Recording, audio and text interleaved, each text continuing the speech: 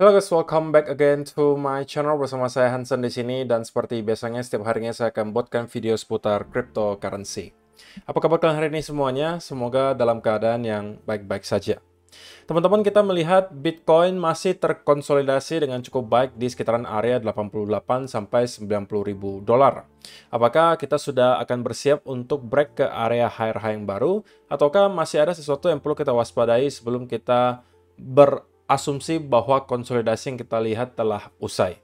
Kita bakalan bahas itu di video hari ini, diikuti juga beberapa data di belakang layar yang menurut saya cukup penting untuk kalian simak.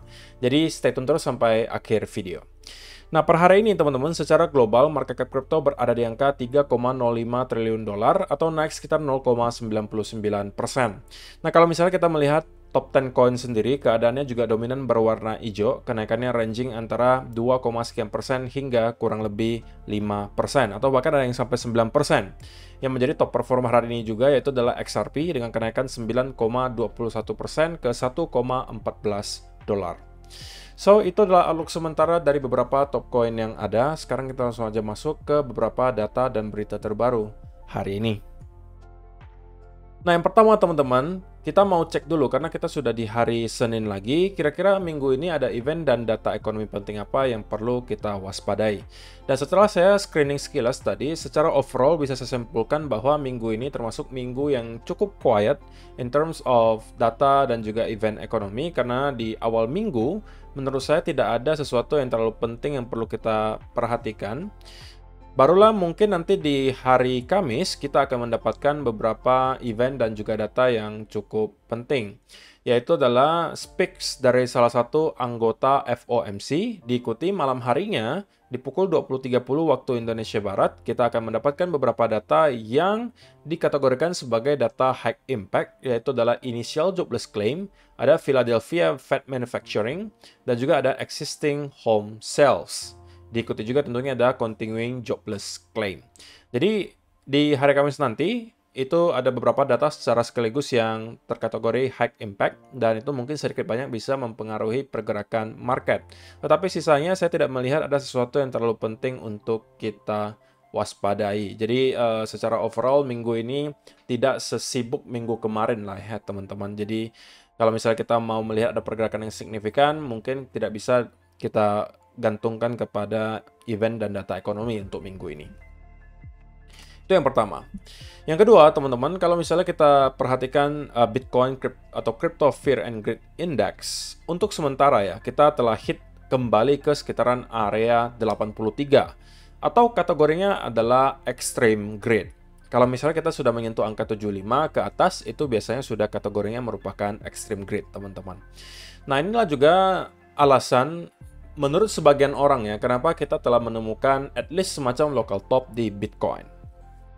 Bahwa kita melihat Crypto Fear and Greed Index sudah berada di area extreme greed dan biasanya itu menandai local top. Itu menurut opini sebagian orang. Pertanyaannya, apakah itu pasti benar? Saya mungkin mempunyai pendapat bahwa tidak. Artinya saya kurang setuju ya kalau dikatakan setiap kali kita melihat Crypto Fear and Greed Index itu berada di area extreme fear, itu sudah pasti kita berada di local top. Oke, itu mungkin konteksnya sedikit salah teman-teman. Karena kalau kita perhatikan gitu ya, memang benar kalau misalnya dilihat secara historis ya teman-teman, setiap kali kita masuk ke area fear atau extreme greed gitu ya, itu kemudian kita biasanya bakalan kembali ke ranah neutral atau bahkan bisa ke area fear. Tetapi itu biasanya terjadi tidak dalam waktu yang singkat, teman-teman. Terlebih kalau misalnya kita berada di bull market. Terakhir kali kita bisa melihat ada fase extreme greed seperti ini, itu adalah di Maret 2024 kemarin. Kalau pada saat itu mungkin benar kita melihat extreme greed hanya bertahan sesaat sebelum pada akhirnya kita kembali ke area netral. Tapi teman-teman, kalau misalnya kita perhatikan di tahun 2020 akhir menjelang awal tahun 2021, sesuatu yang berbeda terjadi. Kita melihat Crypto Fear and Greed Index itu berada di area extreme fear bahkan dari bulan November tahun 2020 bertahan hingga kurang lebih bulan Januari 2021. Sebelum pada akhirnya kita kembali ke area netral dan itu pun kembali spike ke kurang lebih area extreme grid yang sama, kurang lebih 90-an. Jadi kalau misalnya kita lihat teman-teman, kalau kita cuma menganggap extreme grid-nya bertahan sampai di Januari 2021, maka ada spare waktu kurang lebih 3 bulan teman-teman, 3 bulan. Crypto Fear and Greed Index berada di area extreme grid. Sedangkan sekarang, teman-teman, kalau diperhatikan, kita itu baru menuju ke area yang sama tinggi dengan di akhir tahun 2020 kemarin. Oke, saya di sini hanya pengen menunjukkan bahwa kalaupun kita sudah masuk ke ranah extreme grid, teman-teman, bukan berarti minggu depan tiba-tiba kita akan crash ke bawah. Bukan itu. Dan justru menurut saya kali ini kita bisa melihat Crypto Fear and Greed Index kemungkinan berada di area extreme grid dalam jangka waktu yang cukup lama, sama dengan apa yang kita lihat di akhir tahun 2020 sampai di awal tahun 2021. Nah, kalau misalnya kita mengulangi hal yang serupa dengan apa yang kita lihat di cycle sebelumnya, maka ya kita juga bisa expect mungkin sampai bulan Januari ya, extreme grid itu bakalan bertahan, kemudian kita akan start masuk lagi ke netral, baru mungkin akan kembali spike ketika mungkin sudah masuk ke kuartal 2 tahun 2025. Yang mungkin sudah merupakan late cycle-nya lah teman-teman. Artinya kita udah di akhir cycle banget kemungkinan di kuartal 2 atau kuartal 3 tahun 2025. Itulah juga kenapa alasan saya sampaikan, saya secara pribadi mempunyai plan untuk mungkin scaling out di antara kuartal 2 atau kuartal 3 tahun 2024. Itu scale out-nya mungkin sudah cukup masif. Tapi kalau misalnya sebelum itu kita mendapatkan ada gains yang lumayan di altcoin, ya tidak ada salahnya untuk take profit gitu ya. Tapi kalau misalnya sudah ke kuartal 2, kuartal 3 tahun 2025, jika ditambahkan juga dengan banyak sekali indikasi bahwa kita telah menemukan cycle top, maka di sana kita harus sudah dengan sangat masif scaling out gitu. Kalau teman-teman bagaimana? Apakah kalian punya pendapat lain, kalian punya planning lain untuk scaling out atau keluar dari market? Silahkan kalian kasih komentar kalian di kolom komentar di bawah. Nah, kemudian teman-teman, kalau misalnya kita perhatikan untuk liquidation heat map sendiri, 3 hari terakhir menunjukkan sesuatu yang sangat menarik ya. Bahwa untuk sekarang, rupanya terdapat banyak sekali tumpukan likuidasi bukan lagi di bawah, tapi di atas. Walaupun di bawah masih ada ya, di sekitaran range 88.000 sampai ke kurang lebih 87 ribuan. Tetapi kalau yang paling dekat dan paling banyak itu justru sekarang ada di atas, teman-teman. Dan area range-nya itu 91.600 sampai ke kurang lebih area 93 ribuan. Yang merupakan area high yang sebelumnya pernah kita sentuh ya. Kalau misalnya teman-teman perhatikan, high terakhir itu di sekitaran range 93.400-an. Dan di atas area tersebut pun terdapat cukup banyak titik likuidasi. So, pertanyaannya, bagi market maker, kira-kira yang mana yang akan dituju terlebih dahulu gitu kan? Apakah kita akan start untuk kembali roll off dan break di bawah 85.000 sebelum pada akhirnya kembali recover? Ataukah kita akan langsung membentuk lagi high baru dari sini? Nah, itu mungkin clue-nya bisa kita dapatkan dari segi price action. Nah, untuk teman-teman yang nggak tahu, tadi pagi saya baru saja upload satu video di Altcoin Indonesia yang menurut saya akan sangat disayangkan kalau kalian lewatkan. Karena di sana saya membahas satu naratif di altcoin yang menurut saya akan bisa menjadi penghasil cuan yang sangat besar dalam waktu dekat. Dan itu adalah mungkin salah satu video yang wajib teman-teman tonton kalau kalian memang hobi untuk invest di altcoin. Karena kalian pengen masuk ke altcoin yang naratifnya bakalan hot, tapi sekarang belum terjadi. Karena kalian masih bisa mengakumulasi di harga yang relatif murah. Sedangkan kalau kalian menunggu naratifnya sudah hit, seperti contohnya meme coin sekarang, naratifnya udah hit selama berbulan-bulan. Kalau kalian masuk sekarang, misalnya ke Doge, masuk ke Wave, masuk ke Bong, bukan saya katakan nggak bisa naik, tapi mungkin sudah sedikit telat gitu. Gains yang besar itu sudah kalian lewatkan. Kalian masih bisa tetap cuan, tapi mungkin tidak akan sebesar teman-teman yang membeli sebelum naratif meme coin itu lagi hit. Itu yang saya maksud.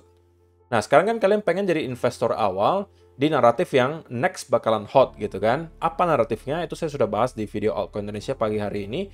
Jadi kalian tinggal nonton saja di sana. Nah, Spesifik untuk Bitcoin, teman-teman, apa yang terjadi selama beberapa hari terakhir adalah sebuah konsolidasi. Dan semakin lama konsolidasinya, tentunya semakin mudah bagi kita untuk mengidentifikasi kira-kira pattern apa yang sedang dicoba bentuk oleh Bitcoin. Dan untuk sementara, opini saya secara pribadi yang kita bentuk adalah semacam penan, teman-teman. Atau kalian mau sebutnya symmetrical triangle, itu juga fine bagi saya.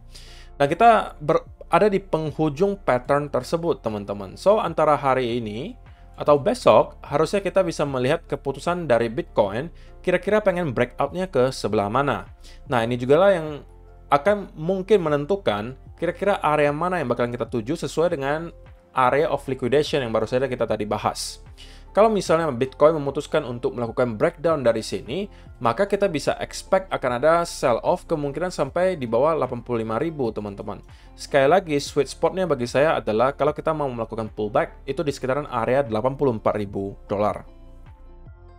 Tapi apakah hal itu wajib terjadi? Jawabannya tidak, teman-teman. Tidak ada kewajiban bagi Bitcoin untuk menyentuh ke area tersebut sebelum kita naik.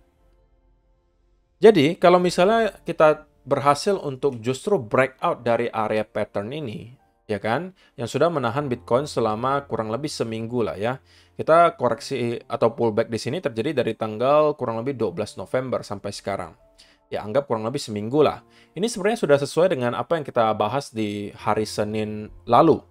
Saya sampaikan, teman-teman, saya expect akan ada konsolidasi terlebih dahulu di Bitcoin di sekitaran area 90-85.000 dolar. Dan itu mungkin bisa bertahan sampai minggu depan, saya sampaikan. Dan itulah yang sudah persis terjadi dan kita lihat sekarang. So, teman-teman, apa yang bisa kita expect berikutnya adalah breakout dari pattern symmetrical triangle ini. Segera akan kita lihat, dan itu akan menentukan pergerakan besar berikutnya. Kalau kita breakout ke atas, teman-teman, maka target terdekatnya adalah area high terakhir di 93.500-an. Dan kalau misalnya breakout tersebut disertai dengan momentum yang cukup kuat, volume yang juga mendukung, ya saya rasa kita bisa melihat Bitcoin melanjutkan price discovery-nya, dan next target bisa kemungkinan di sekitaran area 95-97.000 dolar. Dan push kedua ini, teman-teman, push kedua ini itu biasanya akan menghasilkan mini altcoin season. Terutama apabila Bitcoin telah menemukan base barunya lagi nanti. Katakanlah nanti dia akan start untuk naik ke sini, ya kan? Kemudian start untuk mendapatkan konsolidasi di sekitaran area range 100-95, katakanlah. Nah, di sini biasanya altcoin sudah akan start untuk catching up. Dan sesuai dengan time frame yang saya sampaikan, teman-teman, ini ekspektasi saya ya, bahwa altcoin season itu terjadi antara bulan Desember tahun ini atau bulan Januari 2025. Itu bisa menjadi awalnya. Tapi itu ekspektasi saya. Tidak tahu apakah benar atau tidak, tapi itulah yang saya lihat terjadi. Dan kita sekarang sudah berada hampir udah melewati pertengahan November gitu ya. Jadi 2 minggu lagi kita bakalan masuk ke Desember.